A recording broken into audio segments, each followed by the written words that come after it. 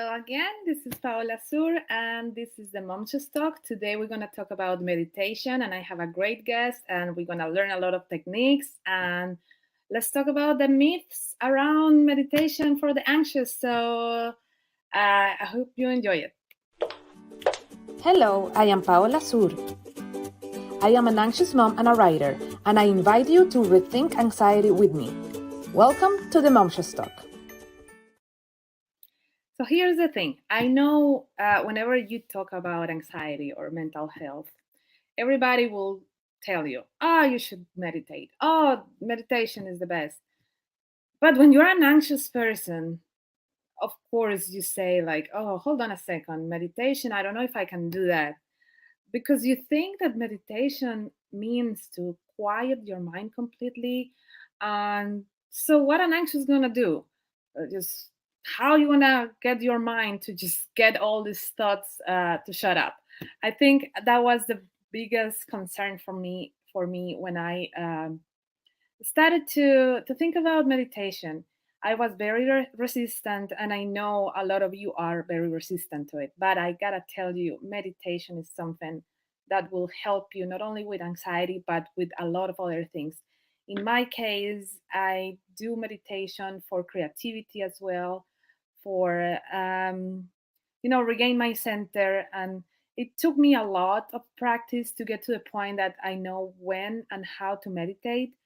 uh, One of the books that I read about the subject uh, that really helped me to shift that perception of meditation was 10% Happier by Dan Harris. And it's because that book talks about meditation from the perspective of a person that suffers from anxiety. So that book is really helpful. And again, before I share the conversation I had with my guest, I just want to tell you that this Momxious Talk is a space that I created mostly to have like a safe place for us to talk about topics that usually moms don't talk about, just to end the stigma of motherhood and mental health. And it's not intended to replace therapy or anything like that. It's just to inspire you or to just, let you know that you are not alone, that we are all in this uh, together. Like, it's good to support each other. So here I am creating this Momxious Talk. And that's it. I hope you really enjoy the conversation I had with my guest. And here it is. I am so happy to have this conversation today because this subject is something that I know is very important for people that is trying to control anxiety, and it's for me is the I think is the most important tool to do so. So I have an expert today. Her name is Charity. Welcome to the Momxious Talk, and I'm going to introduce her a little bit. She's a meditation practitioner and teacher. Charity's mission is to change the stigma around meditation and bring mindfulness meditation to everyone in the least intimidating manner. Charity holds a master's degree in mindfulness studies from Lesley University in Cambridge. In addition, holds a bachelor's degree in exercise physiology and a certificate in substance abuse counseling, both from the University of Massachusetts, Boston. Charity combines a threefold education by bringing a mind, body, and spirit connection to her meditation practice and teachings. Charity's meditation teaching is for the everyday person who wants better well-being.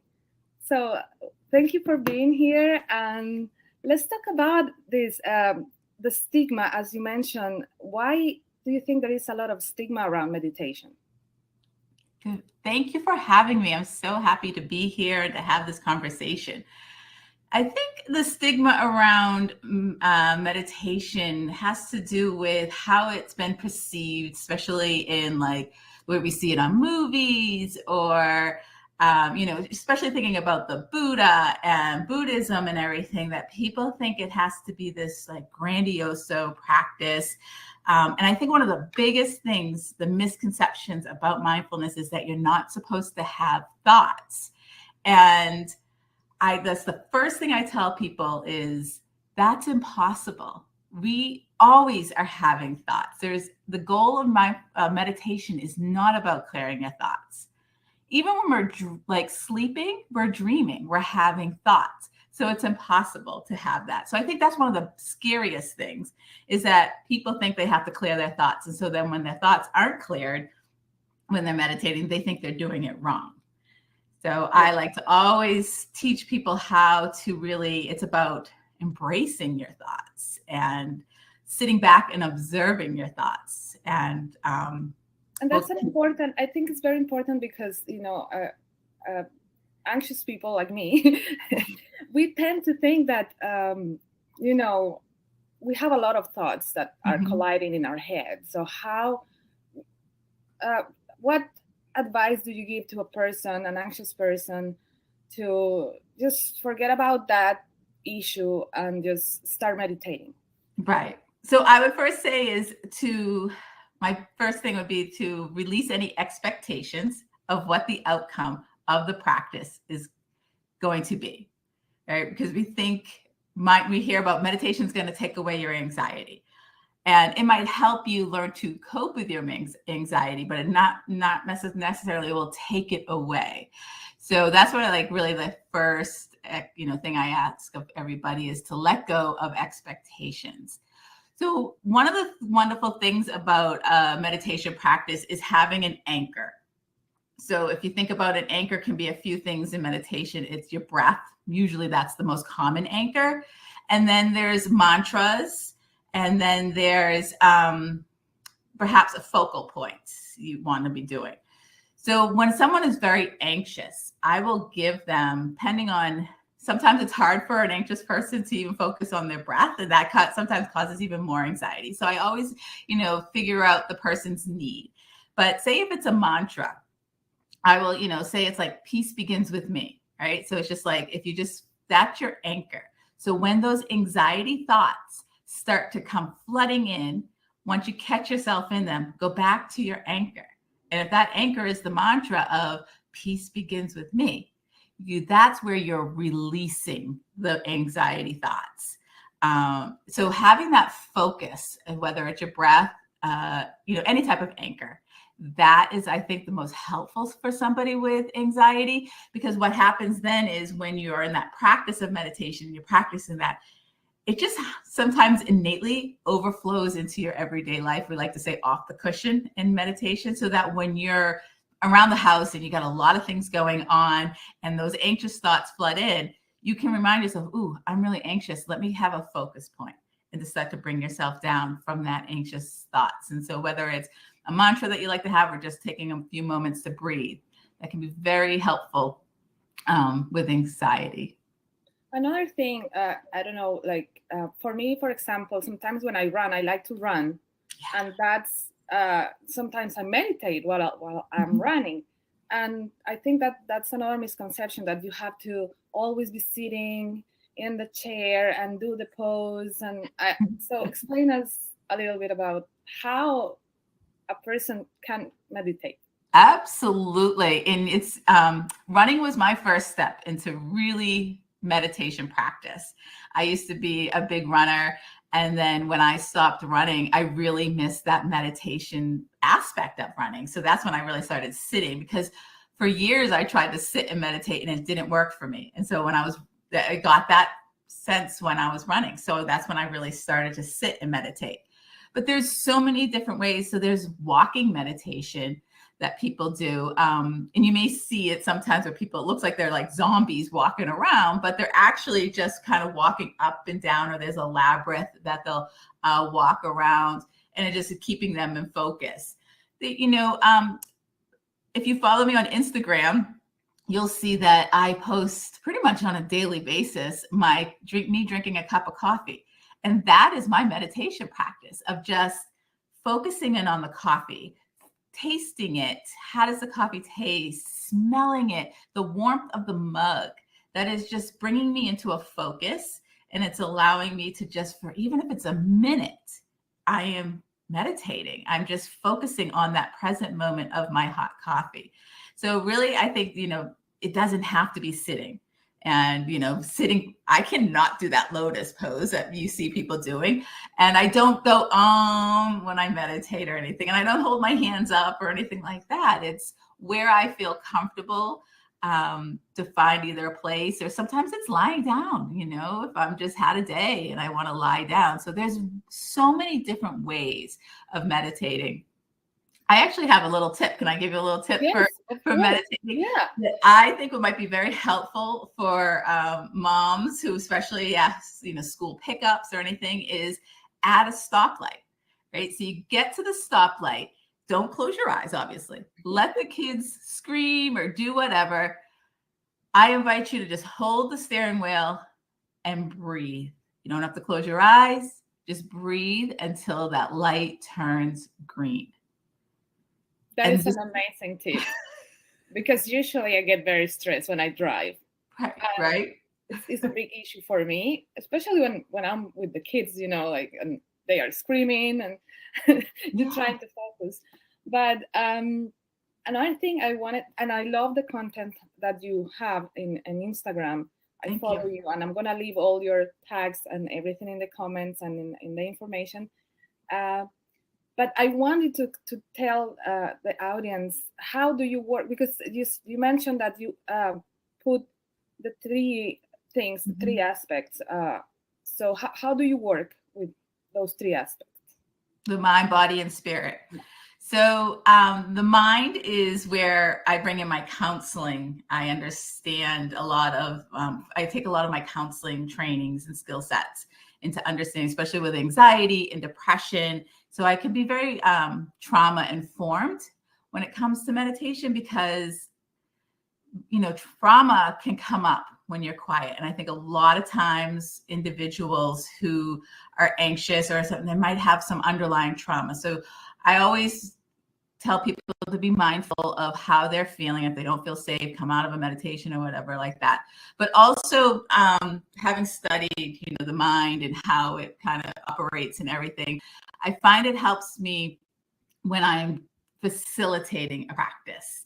I can kind of understand a person who, when their mind starts to probably wander off, the different things that their mind might be saying to them, like, you don't want to do this, you want to get out of this isn't working, those kind of type of things. And when it comes to the body, having it in certain ways to be able to feel comfortable in the practice. And then when it comes to spirit, I have a spiritual, practice, a spiritual belief. So I bring that. I don't bring my personal beliefs into it, but I open the space, hold the space for individuals to be able to bring in their spiritual practice. So if it's somebody who, has their higher power, I'll say, in a meditation practice, perhaps ask your higher power some of the answers that you're looking for, and then just sit and listen. And that allows a person to really, maybe bring in the things that they're searching for from their higher power. So bringing that all into the practice, I feel like leaves a person with a very, experience that maybe is different from just going to, a yoga class and doing a shavasana at the end and then leaving. So a person that has never tried meditation, what do you recommend to that person? How to start?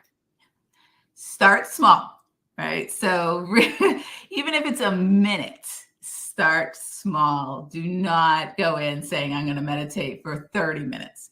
And to be honest with you, with my life and everything, 15 minutes is really all I get a day. Meditation practice does not have to be long. So I would say start small, find what's comfortable for you. If it's lying down, if it's sitting down, if it's sitting on your couch with a cup of coffee, you want to find that space. You also want to find a space where you are relaxed, but also alert. And if you don't feel comfortable closing your eyes, you don't have to close your eyes. So finding what's safe and comfortable for you, and start small. I recommend, if you've never done a meditation practice before, 1 to 5 minutes. So if you say 2 minutes, set the timer on your clock, 2 minutes, and just breathe. That's all you have to do. Sounds easy. It sounds easy, but I know, I remember at the beginning when I started, it was difficult for me until I figure out what I love mantra meditation, for example. Mm-hmm. As you said, for an anxious person, it's good to have something that captures your attention and keeps you. So, what are your programs right now and your plans? How people can reach you? Yeah, people can reach out to me via I'm usually on Instagram the most, but also my website, Meditating Together. My email is meditatingtogether@gmail.com. I offer one-on-one meditation and kind of mental health well-being counseling. So I incorporate mindfulness into my counseling so that it comes like more of a well-being. It's not counseling per se or therapy. It's more like mindfulness life coaching type of thing. So I offer that. And right now I'm working on a big, I'm going to be actually at the Georgia School of Addiction Studies. I'm working on a big presentation on mindfulness and addiction. So still really working in that field as well. So my focus has been that for the summer. And then once that's over with, I will look at, I've actually, I know you are big into journaling, and I've been doing a lot of mindful journaling with some organizations.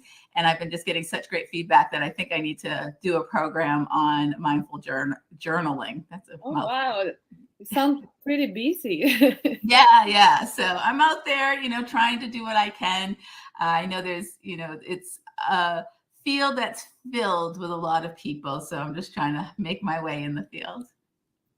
Well, this has been amazing, and I want to thank you for all what you do, the content, and I know that is helping a lot of people, and I do recommend meditation to everybody because it really has changed my life. I don't know if you have any last thoughts that you want to say to the audience. Well, I'm just happy to be here and to be, I follow you and all the wonderful work that you do. And, you're just like so great for all the moms out there. So I want to thank you for all that content that you put out there. And to just everyone to remember that it doesn't have to be so grand. And meditation is a really great practice. And I invite you to, even if it's for 2 minutes a day, to participate in a practice. Well, thank you so much, Charity, and I hope to keep seeing you. Like, you're pretty busy, but I know I'm gonna keep seeing you. Absolutely. Thank you so much. It's been great to be here with you. Thank you. So I'm happy that we had that conversation. I enjoyed it a lot. And yes, I do have some techniques, especially with journaling, meditating and journaling. So I, I invite you, if you want to check out some of the content I do. You can go to Instagram, Pal Bisur. And in my profile, I have some links to my previous Momxious Talks. I also have a newsletter that I I really, it's something that I love to do every Friday, to send you some good things so you can take a break from all the things in the world and the mom life, and you just can enjoy it. And if you subscribe to the newsletter, you can get my journaling meditation practice templates and start meditating right away. And really, uh, don't be scared of it. It's something you need to try and practice it, and it's gonna change your life. I know it has changed my life. So, also, I want to invite you to get my book, The Anxious Mom Manifesto, 18 Lessons to Control Your Anxiety Monster. I talk about meditation there too, my experiences uh, with the anxiety monster, and how I keep that monster at bay, and how I just want to inspire you guys. That's it.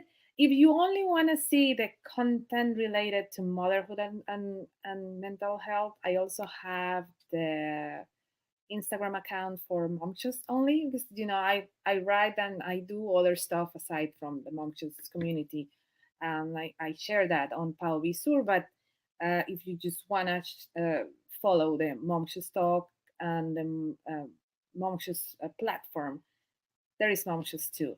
But I really hope you just get to see all the stuff that I'm putting out there. And that's it. I hope you enjoyed the show today.